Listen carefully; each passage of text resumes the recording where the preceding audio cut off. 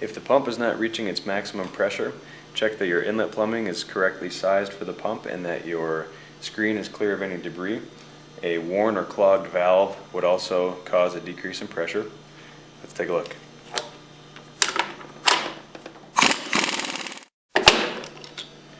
Remove the spring and use the M10 bolt to thread into the top of the valve. Use your pliers to pull out the valve assembly, and you can thread the bolt all the way into the valve, enough to pop it apart.